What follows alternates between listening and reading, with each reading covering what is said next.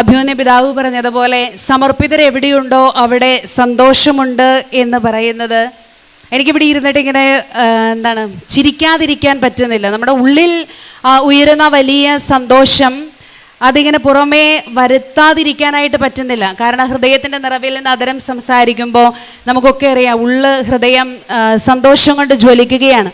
അപ്പം എല്ലാവർക്കും ഇന്നത്തെ സമർപ്പിത കൂട്ടായ്മയുടെ എല്ലാ മംഗളങ്ങളും ദൈവാനുഗ്രഹങ്ങളും ഒത്തിരി സ്നേഹത്തോടെ ആശംസിക്കുകയാണ്. എല്ലാവർക്കും നന്മ വരട്ടെ എന്ന് ആശംസിക്കുന്നു. ഏറ്റവും പ്രത്യേകമായി എന്നെ ഇങ്ങോട്ട് ക്ഷണിച്ച അഭിമന്യ പീറ്റർ പിതാവിന് ഞാൻ ഒത്തിരി സ്നേഹത്തോടെ നന്ദി പറയാണ്. കാരണം ഇതൊരു കോൺഫറൻസ് ഓഫ് കോൾഡോ എന്തായിരുന്നു, അസംബ്ലി ഓഫ് കോൾഡ് എന്ന് പറയുന്ന ആ ഒരു വലിയ നിങ്ങളുടെ അസംബ്ലിയിലേക്ക് ഞാൻ ഈ രൂപതാംഗമല്ല, ഞാൻ ഈ രൂപതയിൽ ജനിച്ചു വളർന്ന ആളല്ല, ഇവിടെ സേവനം ചെയ്യുന്നില്ല. ഞങ്ങളുടെ കോൺഗ്രിഗേഷൻ ഇവിടെ ഉണ്ടെങ്കിൽ പോലും ഞാൻ പ്രോവിൻസ് വേറെയാണ്.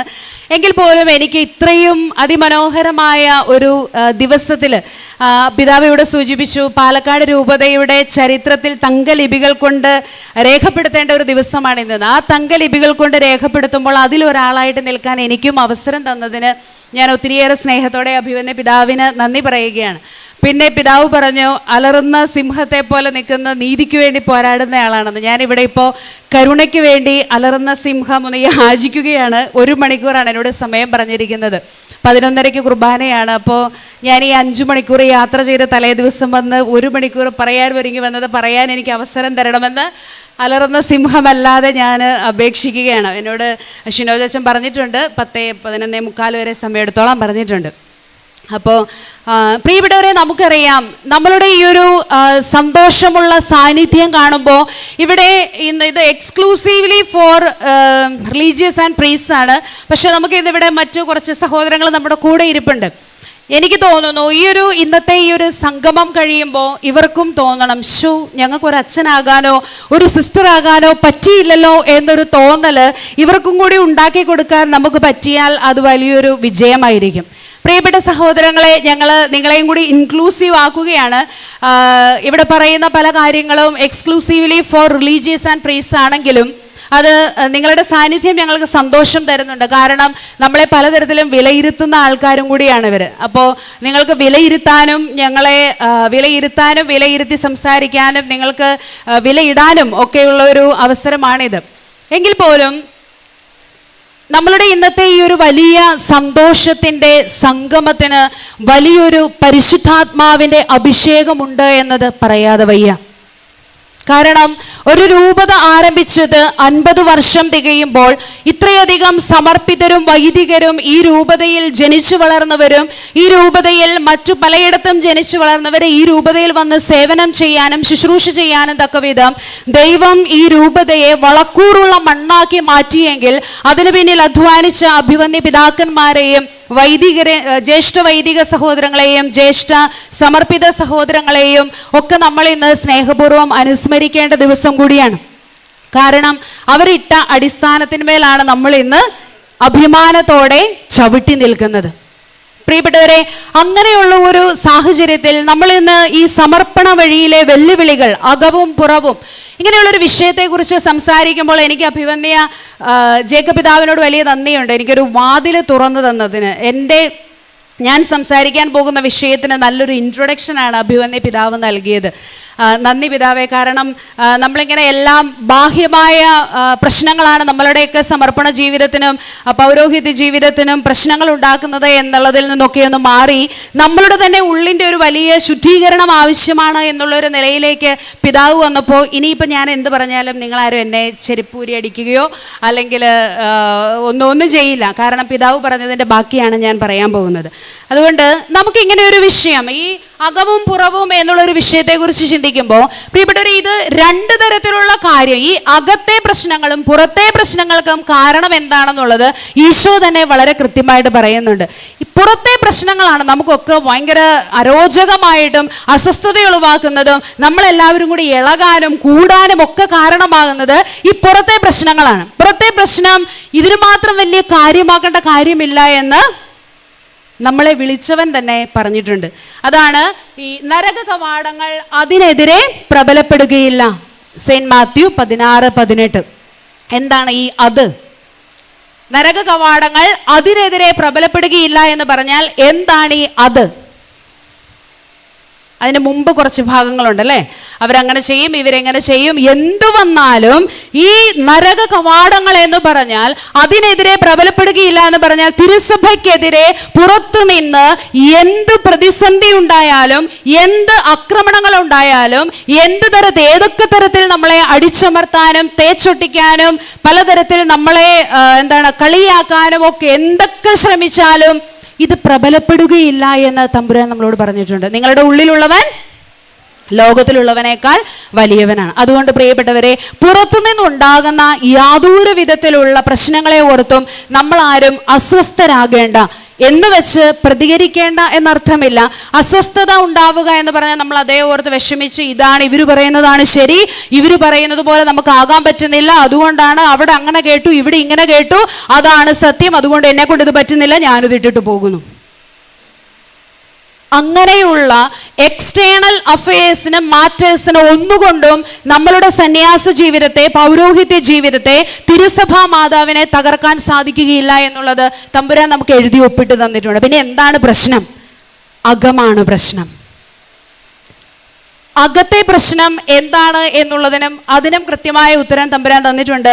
അന്തശ്ചിദ്രമുള്ള രാജ്യവും ഭവനം. ഞാൻ ചുരുക്കി എഴുതിയെന്നേ ഉള്ളൂ, വചനം വളച്ചൊടിച്ചു എന്ന് പറയരുത്. ചുരുക്കി അന്തഛിദ്രമുള്ള രാജ്യവും നിലനിൽക്കില്ല, അന്തഛിദ്രമുള്ള ഭവനവും നിലനിൽക്കുന്നില്ലെന്നാണ് ചുരുക്കി എഴുതിയെന്നേ ഉള്ളൂ. അന്തഛിദ്രമുള്ള രാജ്യവും ഭവനവും നിലനിൽക്കില്ല. സാത്താൻ അവന് തന്നെ എതിരായി നിന്നാൽ അവൻ എങ്ങനെയാണ് അവന്റെ രാജ്യം മുമ്പോട്ട് കൊണ്ടുപോകാൻ പറ്റുക? അത് അവന്റെ അവസാനമാണെന്നൊക്കെ പറഞ്ഞ് കുറെ കാര്യങ്ങൾ പറയുന്നുണ്ട്. പ്രിയപ്പെട്ടവരെ, അന്തഛിദ്രമുള്ള ഒരു സന്യാസ സമൂഹമോ, അന്തഛിദ്രമുള്ള ഒരു രൂപതയോ, അന്തഛിദ്രമുള്ള ഒരു തിരുസഭയോ നിലനിൽക്കാൻ പോലും സാധിക്കുകയില്ല എന്ന് തമ്പുരാൻ പറഞ്ഞു വയ്ക്കുമ്പോൾ നമ്മൾ മനസ്സിലാക്കണം, നമ്മളുടെ അകത്തുള്ള പ്രശ്നങ്ങളാണ് പുറത്തുള്ള പ്രശ്നങ്ങളെക്കാൾ നമ്മളെ ഇന്ന് ഏതെങ്കിലും തരത്തിൽ സമൂഹത്തിൽ കരിവാരി തേക്കാൻ ഇടയായിട്ടുണ്ടെങ്കിൽ കാരണം. നിങ്ങൾ അംഗീകരിക്കുന്നോ ഇല്ലയോ? അതിനോടൊരു 70% അംഗീകരിക്കുന്നു എന്നുള്ളവരൊന്ന് കൈപ്പൊക്കാവോ? പിതാക്കന്മാർ രണ്ടുപേരും അംഗീകരിക്കുന്നില്ല. അപ്പോൾ ഇനിയിപ്പോൾ ഞാൻ 80 എന്ന് പറഞ്ഞാലാണോ കൈപ്പൊക്കുള്ളൂ, അതോ 95 എന്ന് പറഞ്ഞാലാണോ കൈപ്പൊക്കുള്ളൂ എന്ന് എനിക്കറിയാം. ഞാൻ ചുമ്മാ പറഞ്ഞതാണ് കേട്ടോ. പ്രിയപ്പെട്ടവരെ, ഈ ഒരു സഭയ്ക്ക് അകത്തുള്ള പ്രശ്നങ്ങൾ വെച്ച് നോക്കുമ്പോൾ പുറത്തുള്ള പ്രശ്നം, നമ്മളെ ആരും എന്തും പറഞ്ഞോട്ടെ, നമ്മൾ ഒറ്റക്കെട്ടായിട്ട് നിന്നാൽ നമ്മളെ നേരിടാനോ നമ്മളെ തകർക്കാനോ ഒരാൾക്കും സാധിക്കുകയില്ല. ഈ പണ്ട് യൂദാസ് ഇസ്രായേൽ ജനം യുദ്ധത്തിന് പോകുമ്പോൾ യൂദാസ് തൻ്റെ കൂടെ വന്ന ആൾക്കാർ മറ്റേ എതിർ വിഭാഗത്തിൻ്റെ രാജാവിൻ്റെ സൈന്യം വരുന്നത് കണ്ട് അവർ എത്രയോ പേരാണെന്ന് നോക്കിക്കേ, നമുക്ക് പേടിയാകുന്നു, നമ്മളിത് ഭക്ഷണം കഴിച്ചിട്ട് നാളുകളായി എന്ന് പറഞ്ഞ് വല്ലാതെ വിഷമിച്ച് അവരുടെ എണ്ണം കണ്ട് ഭയപ്പെടുമ്പോൾ യൂദാസ് കൂടെ ഉണ്ടായിരുന്നവരെ ശക്തിപ്പെടുത്തിക്കൊണ്ട് പറയുന്നുണ്ട്, വളരെയധികം പേരെ കീഴ്പ്പെടുത്താൻ ചെറിയൊരു ഗണത്തിന് കഴിയും. കാരണം യുദ്ധത്തിൽ എണ്ണത്തിനല്ല പ്രാധാന്യം, ദൈവം ആരുടെ കൂടെയുണ്ടോ അവിടെയാണ് പ്രാധാന്യം. പ്രിയപ്പെട്ടവരെ, നമ്മുടെ എണ്ണത്തിലോ നമ്മളുടെ അതിൻ്റെ ഫെസിലിറ്റീസിലോ അതിൻ്റെ വിളിയുടെ കുറവിലോ ഒന്നും നമ്മൾ ആരും ടെൻഷൻ അടിക്കേണ്ട കാര്യമില്ല. തമ്പുരാൻ കൂടെയുള്ള ഒരു സമർപ്പിത മതി, തമ്പുരാൻ കൂടെയുള്ള ഒരു വൈദികൻ മതി, ദൈവത്തിൻ്റെ ആത്മാവ് കൂടെയുള്ള ഒരു ബിഷപ്പ് മതി നമ്മളുടെ കത്തോലിക്ക സഭയ്ക്ക്. ഇവിടെ അതുപോലെ ഒരുപാട് ആൾക്കാർ ഇവിടെ ഇരിപ്പുണ്ട്. ദൈവത്തിൻ്റെ പരിശുദ്ധാത്മാവ് കൊണ്ട് നിറഞ്ഞ് തമ്പുരാൻ്റെ സുവിശേഷം പ്രഘോഷിക്കുന്ന ഒരുപാട് വലിയ ദൈവ ആത്മാവ് നിറഞ്ഞ വ്യക്തിത്വങ്ങൾ ഇതിനിടയിൽ ഇരിപ്പുണ്ട്. അവരുടെ മുമ്പിൽ ഇങ്ങനെ നിൽക്കുമ്പോൾ എൻ്റെ ഭയവും എൻ്റെ ഉള്ളിലുള്ള വികാരങ്ങളും എല്ലാം കൂടി ഇപ്പോൾ ഷെയർ ചെയ്യാൻ സമയമില്ലാത്തത് കൊണ്ട് നിങ്ങൾ എനിക്ക് വേണ്ടി പ്രാർത്ഥിക്കണേ എന്ന് മാത്രമേ ഞാൻ പറയുന്നുള്ളൂ. പ്രിയപ്പെട്ടവരെ, നമ്മളുടെ ദൈവം ഈ മറ്റേതൊരു ജനതയ്ക്കും ഇതുപോലുള്ളൊരു ദൈവം ഇല്ല. മറ്റൊരു ജനതയ്ക്കും ഇതുപോലുള്ളൊരു ദൈവമില്ല. ഇത് തിരിച്ചറിയാൻ ഈ ജനതയ്ക്ക് പറ്റുന്നില്ല എന്നുള്ളതാണ് നമ്മുടെ കാലഘട്ടത്തിലെ വെല്ലുവിളി. നമ്മുടെ ഉള്ളിലുള്ളവൻ ലോകത്തിനുള്ളവനേക്കാൾ വലിയവനാണെന്ന് നമുക്ക് തിരിച്ചറിയാൻ പറ്റുന്നില്ല എന്നുള്ളതാണ് നമ്മളുടെ പ്രശ്നം. അതുകൊണ്ട് ഉണ്ടാകേണ്ടത് ഞാൻ ആരാണെന്നുള്ള ബോധ്യമാണ്. പ്രിയപ്പെട്ടവരെ, ഞാനൊരു സമർപ്പിതയാണ്, ഞാനൊരു പുരോഹിതനാണ്, ദൈവത്താൽ തിരഞ്ഞെടുക്കപ്പെട്ടവനാണെന്നുള്ളൊരു ബോധ്യമില്ലാതെ ഞാൻ ഏത് സീക്രട്ട് പ്ലേസിൽ നിന്നാലും അവിടെ സാത്താൻ എനിക്കെതിരെ നിഷ്പ്രയാസം പണിയൊപ്പിക്കാൻ പറ്റും. പുറപ്പാടിൻ്റെ പുസ്തകം 39-ാം അധ്യായം 30-ാം വചനം വളരെ മനോഹരമാണ്. വായിക്കുമ്പോൾ നമ്മുടെ ഉള്ളിൽ ഒരേ സമയം കുളിരുകോരിയിടും, അതുപോലെ തന്നെ ഒരു ഭയവും നമ്മുടെ ഉള്ളിൽ രൂപപ്പെടും. വിശുദ്ധ കിരീടത്തിൻ്റെ തകിട് അവർ തനി സ്വർണം കൊണ്ട് നിർമ്മിച്ച് അതിന്മേലൊരു മുദ്ര എന്നതുപോലെ കർത്താവിന് സമർപ്പിതൻ എന്ന് കൊത്തിവെച്ചു. പ്രിയപ്പെട്ടവരെ, ഇന്ന് ഇവിടെ ഇരിക്കുന്ന ഓരോ സമർപ്പിതയുടെയും ഓരോ പുരോഹിതന്റെയും ശിരസിൽ ഈ പൗരോഹിത്യ അഭിഷിക്തനാകുന്ന അന്ന്, സമർപ്പിത ജീവിതം സ്വീകരിക്കുന്ന അന്ന്, ഈ അഭിവന്യ പിതാക്കന്മാരെ വിശുദ്ധ തൈലം പൂശിക്കൊണ്ട് നീ വിശുദ്ധീകരിക്കപ്പെടുകയും വേർതിരിക്കപ്പെടുകയും മാറ്റി നിർത്തപ്പെടുകയും അഭിഷേകം ചെയ്യപ്പെടുകയും ചെയ്തിരിക്കുന്നുവെന്ന് നമ്മളോടൊക്കെ നമ്മളുടെ വിളി തിരഞ്ഞെടുക്കുന്ന ആ കംപ്ലീറ്റ് യെസ് പറയുന്ന ദിവസം നമ്മളോട് പറയുന്നുണ്ട്. കർത്താവിന് സമർപ്പിതൻ അല്ലെങ്കിൽ കർത്താവിന് സമർപ്പിത എന്ന് പറഞ്ഞ് അടിച്ച് മുദ്ര കുത്തിയ വ്യക്തികളാണ് നമ്മൾ. ഈ മുദ്ര മാഞ്ഞു പോവുകയില്ല, നമ്മൾ മായ്ച്ചാലും മായില്ല, പക്ഷെ നമ്മൾ മറന്നുപോകും. ഈ മുദ്ര മറക്കുന്ന ഒരു സമർപ്പിതനോ ഒരു സമർപ്പിതയോ ഒരു പുരോഹിതനോ അത് വഴിതെറ്റി എന്ന് പറയുമ്പോൾ അതിനകത്ത് മറ്റാർക്കും പങ്കില്ല. പരിശുദ്ധ ഫ്രാൻസിസ് മാർപ്പാപ്പ പറയുന്നൊരു സെൻറ്റൻസ് ഉണ്ട്, സ്പിരിച്വൽ അൾഷേമേഴ്സ് ആണ് ഇന്ന് കത്തോലിക്ക സഭയിലെ പുരോഹിതർക്കും വൈദികർക്കും സംഭവിക്കുന്ന ഏറ്റവും വലിയ പാപം. എന്താണ്? സ്പിരിച്വൽ അൾഷേമേഴ്സ്, ആത്മീയ മറവി രോഗം. നിങ്ങളായിരിക്കുന്ന ഇടങ്ങളിൽ നിന്ന് നിങ്ങളെ ആരാണ് വിളിച്ചതെന്നും എങ്ങോട്ടാണ് വിളിച്ച് കയറ്റി നിർത്തിയതെന്നും എന്തിനാണ് അവിടെ കയറ്റി നിർത്തിയിരിക്കുന്നതെന്നും ആ കയറ്റി നിർത്തിയിരിക്കുന്ന ഉത്തരവാദിത്വം നിർവഹിക്കുവാൻ ആവശ്യമായ സാധ്യതകൾ മാത്രമാണ് നിനക്കൊരുക്കി തന്നിരിക്കുന്നതെന്നും തിരിച്ചറിയാതെ പോകുമ്പോൾ അത് മറന്നിട്ട് ഞാൻ മറ്റെന്തോ കാര്യത്തിന് വേണ്ടിയിട്ടാണ്, മറ്റാരാലോ ആണ്, അല്ലെങ്കിൽ എൻ്റെ സ്വന്തം മിടുക്കുകൊണ്ടാണ് ഞാനിവിടെ കയറി നിൽക്കുന്നത് എന്നുള്ള ചിന്ത നമ്മുടെ ഉള്ളിൽ എന്ന് കയറിപ്പറ്റുന്നുവോ അന്ന് ആരംഭിക്കും നമ്മുടെ നാശം. സാവൂളിൽ നിന്ന് പരിശുദ്ധാത്മാവ് വിട്ടുപോയത് അവൻ അറിഞ്ഞില്ല. പ്രിയപ്പെട്ടവരെ, നമ്മുടെ ഉള്ളിൽ ദൈവം പ്രത്യേക ദൗത്യത്തിനായി കർത്താവിന് സമർപ്പിതൻ അല്ലെങ്കിൽ കർത്താവിന് സമർപ്പിത, ഈ ഒരൊറ്റ ദൗത്യമുള്ളൂ നമുക്ക്. ഈ ദൗത്യത്തിന് വേണ്ടി നമ്മളെ അഭിഷേകം ചെയ്ത് മുദ്ര കൊത്തിവെച്ചിരിക്കുക. ഈ മുദ്ര കൊത്തിവെച്ച് നമ്മളെ വിട്ടുകഴിയുമ്പോൾ അതെന്തിനു വേണ്ടി, ആർക്കു വേണ്ടി, എങ്ങനെ വേണം എന്നുള്ളതിനെ കുറിച്ച് കൃത്യമായ സാഹചര്യവും സ്ഥലവും എല്ലാം ഒരുക്കി നമ്മളെ വിടുമ്പോൾ യോന പോയതുപോലെ അത് മറന്നു പോകരുത്. ഈ ആത്മാവ് നമ്മളുടെ ഇഷ്ടത്തിനനുസരിച്ച് പോയി കഴിയുമ്പോൾ ഈ ആത്മാവ് നമ്മിൽ നിന്ന് വിട്ടുപോകുന്നത് സാവൂളിന് സംഭവിച്ചതുപോലെ നമ്മളറിയാതെ പോകുന്ന പരിതാപകരമായ അവസ്ഥയിലാണ് ഇന്ന് സമർപ്പിതരും വൈദികരും ഇത്തരത്തിൽ അവഹേളിതരാകുന്നത്. നിങ്ങൾ അംഗീകരിച്ചാലും ഇല്ലെങ്കിലും.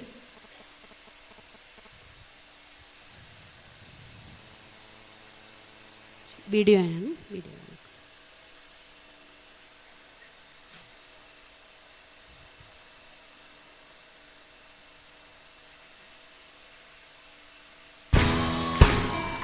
Just want to call.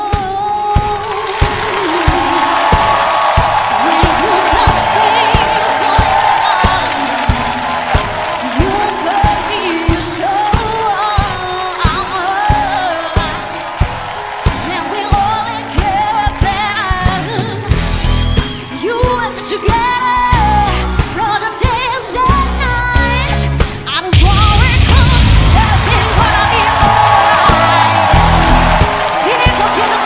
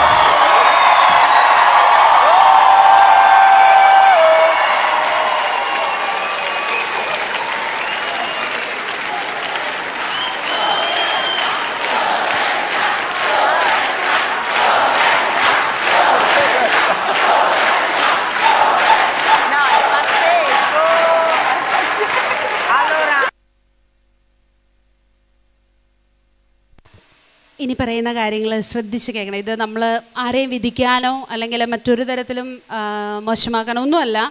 പക്ഷേ ചില യാഥാർത്ഥ്യങ്ങൾ നമ്മൾ തിരിച്ചറിയേണ്ട ചില യാഥാർത്ഥ്യങ്ങൾ മനസ്സിലാക്കാൻ വേണ്ടി മാത്രം ഈ ഒരു വീഡിയോ കാണിച്ചു എന്നുള്ളൂ. നമ്മൾ ആദ്യം പറഞ്ഞു വന്ന കാര്യം, കർത്താവിന് സമർപ്പിതൻ എന്ന് മുദ്ര കുത്തിയ ഒരു സമർപ്പിതയെ ദൈവം കയറ്റി നിർത്തിയ വഴിയാണ്. അത് 2014 ദ വോയിസ് എന്ന റിയാലിറ്റി ഷോയിൽ ആൾ വിന്നറാവുകയും ചെയ്തു. ഇത് ദൈവം എനിക്ക് തോന്നുന്നു, ഞാനിതിനെ റിഫ്ലക്റ്റ് ചെയ്ത സമയത്തെല്ലാം എൻ്റെ ഉള്ളിൽ തോന്നിയ വലിയൊരു കാര്യം, ഈ വ്യക്തിയുടെ പാട്ടിൻ്റെ ആ ഒരു ഗുണം കൊണ്ടോ അല്ല അതായിരിക്കാം, അതൊരു എലമെൻ്റാണ്. അതിലുപരി ഒരു സന്യാസിനി, ഒരു സമർപ്പിത ഇത് ചെയ്തു എന്നുള്ളതാണ് ആ ഓഡിയൻസിനെ അത്രയധികം എക്സൈറ്റഡ് ആക്കിയത്. യാതൊരു സംശയവുമില്ല. അതിനകത്ത് അയാൾ ആദ്യം തിരിഞ്ഞ ജഡ്ജ്, എനിക്ക് ഇറ്റാലിയൻ അറിയില്ല, അപ്പോൾ ഇറ്റാലിയൻ അറിയാവുന്നൊരു വൈദികനെ കൊണ്ട് പിന്നെ വേറൊരു ഇൻ്റർവ്യൂ ഉണ്ട്, അതും കൂടെ അതിൻ്റെ അത്യാവശ്യം സമ്മാൻ സബ്സ്റ്റൻസ് എന്താണെന്ന് അറിഞ്ഞ് മനസ്സിലാക്കിയതുകൊണ്ടാണ്. ഇയാൾ പറയുന്നുണ്ട്, നിങ്ങളിത് ഒരിക്കലും മിസ് ചെയ്യരുത്. ബാക്കിയുള്ള ജഡ്ജസിനോട്, തിരിയാതിരുന്ന ജഡ്ജസിനോട് അദ്ദേഹം പറയുവാണ്, അദ്ദേഹം ആദ്യം തിരിഞ്ഞിട്ട് പറയുവാണ്, നിങ്ങളിതൊരിക്കലും മിസ് ചെയ്യരുത്, പ്ലീസ് ടേൺ, നിങ്ങളൊന്ന് തിരിയാനായിട്ട് പറയുവാണ്. അത് കേട്ടിട്ടാണ് ബാക്കി 3 പേരും പെട്ടെന്ന് തിരിയുന്നത്. ഇതിൻ്റെ ഒരു മനോഹാരിത അവിടെയാണ്. നിങ്ങളിത് മിസ് ചെയ്യരുത്, ദയവ് ചെയ്ത്. നിങ്ങൾ ആകെ 2 മിനിറ്റാണ് അവർക്ക് സമയം, പെർഫോം ചെയ്യാനുള്ള സമയം. ഈ 2 മിനിറ്റ് മിസ്സായാൽ നിങ്ങളുടെ ജീവിതത്തിലെ ഏറ്റവും വലിയ മിസ്സിങ് ആയിരിക്കുമെന്ന് പറഞ്ഞ് അയാൾ ഇവരെയും കൂടെ നിർബന്ധിച്ച് തിരിഞ്ഞു കഴിഞ്ഞപ്പോൾ ഇവരനുഭവിച്ച ആ ഒരു സന്തോഷം, ഓഡിയൻസിൻ്റെ നിലയ്ക്കാത്ത കയ്യടിയുടെ പ്രവാഹം, 8 മിനിറ്റുള്ളൊരു വീഡിയോ ആണ്. വളരെ മനോഹരമാണ് അത് കാണാൻ. പക്ഷേ അതിനുശേഷം ഇവൾക്ക് സംഭവിച്ചത് ഇതാണ്, സിസ്റ്റർ ക്രിസ്റ്റീന വെറും ക്രിസ്റ്റീനയായിട്ട് മാറി. കുറച്ച് കഴിഞ്ഞപ്പോൾ, വെറും ക്രിസ്റ്റീന എന്ന് പറഞ്ഞാൽ ഉദ്ദേശിച്ചത് സിസ്റ്റർഹുഡ് ലീവ് ചെയ്ത് കുറച്ച് കഴിഞ്ഞപ്പോൾ അവൾ ഈ ഒരു അവസ്ഥയിലേക്ക് മാറി. അതിന് അവൾ കൊടുത്തൊരു ഇൻട്രോ എല്ലാവർക്കും ഭയങ്കര അത്ഭുതമായി. അന്ന് വിന്നറായ സമയത്ത് ഒരു കയ്യിൽ ഒരു ട്രോഫിയും മറുകൈയിൽ കുരിശുമായിട്ട് നിന്ന് അവളുടെ രൂപം, അവളുടെ ഫോട്ടോ ലോകമെമ്പാടും ചർച്ച ചെയ്ത ഒരു കാര്യമായിരുന്നു. അതിനുശേഷം ഈ ഒരു രൂപത്തിൽ കണ്ടപ്പോൾ ഇൻ്റർവ്യൂ ചെയ്യുന്ന വ്യക്തി ചോദിച്ചു, ഇതെങ്ങനെ പറ്റി? അപ്പോൾ അവൾ പറഞ്ഞൊരു കാര്യമുണ്ട്, കോവിഡ് ടൈമിൽ ഞാൻ എൻ്റെ വിളിയെക്കുറിച്ച് എനിക്ക് തോന്നിയ ചില സംശയങ്ങളിൽ ഞാൻ എന്നോട് തന്നെ സംസാരിച്ചു കൊണ്ടിരുന്നു. ഈ എൻ്റെ സംസാരത്തിൽ എനിക്ക് മനസ്സിലായി, എൻ്റെ ഇന്നർ ആ ഒരു എൻജോയ്മെൻറ്റ്, ആ ഒരു ഇന്നർ ഹാപ്പിനെസ് എനിക്ക് നഷ്ടമാകുന്നതായി എനിക്ക് തോന്നി.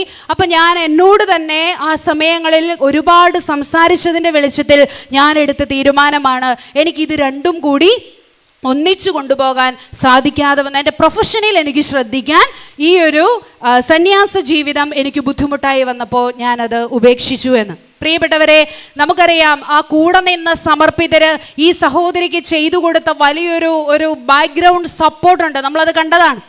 ഇതിനകത്ത് അവൾ തന്നെ പറയുന്നുണ്ട്, ഈ ഇൻ്റർവ്യൂ ചെയ്യുന്ന ആൾ ചോദിച്ചു, നിന്നെ സഭയാണ് ഇത്രയും വളർത്തി വലുതാക്കിയത്, എന്നിട്ട് ഇതെല്ലാം ഉപേക്ഷിച്ച് പേരും പ്രശസ്തിയായപ്പോൾ ഇതെല്ലാം ഇട്ടിട്ട് പോയല്ലോ എന്നുള്ളൊരു പഴി നിനക്ക് കേൾക്കേണ്ടി വരുമോ എന്ന ചോദ്യത്തിന് അവൾ പറഞ്ഞ മറുപടി, എല്ലാറ്റിനും എനിക്ക് ഉത്തരം കൊടുക്കേണ്ടി വരുമെന്ന് എനിക്കറിയാം, എങ്കിൽ പോലും എനിക്കിത് രണ്ടും കൂടി സാധ്യമല്ല എന്നൊരു തീരുമാനം. പ്രിയപ്പെട്ടവരെ, കോവിഡിൻ്റെ സമയത്ത് ഒരുപാട് പേര് സെൽഫ് ടോക്ക് നടത്തി, കുറച്ച് പേര് ആത്മഹത്യയിലേക്കും കുറച്ച് പേര് ഈ സിസ്റ്റർഹുഡും പ്രീസ്റ്റ്ഹുഡും ഒക്കെ ലീവ് ചെയ്യുന്ന അവസ്ഥയിലേക്കും എത്താൻ ഒരേ ഒരു കാരണമേ ഉള്ളൂ, നമ്മളാരും നമ്മളെ വിളിച്ചവനോട് സംസാരിച്ചില്ല.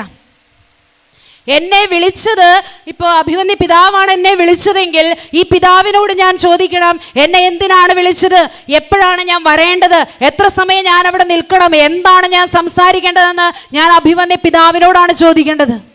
നമ്മളെ വിളിച്ചത് ദൈവമാണെങ്കിൽ സെൽഫ് ടോക്ക് അല്ല നമ്മൾ നടത്തേണ്ടത്.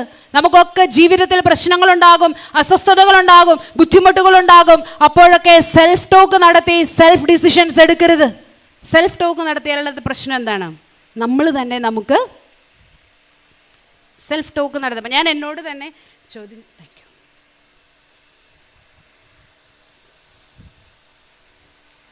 ഞാൻ എന്നോട് തന്നെ ചോദ്യം ചോദിച്ചാൽ ഉത്തരം ആര് കൊടുക്കണം?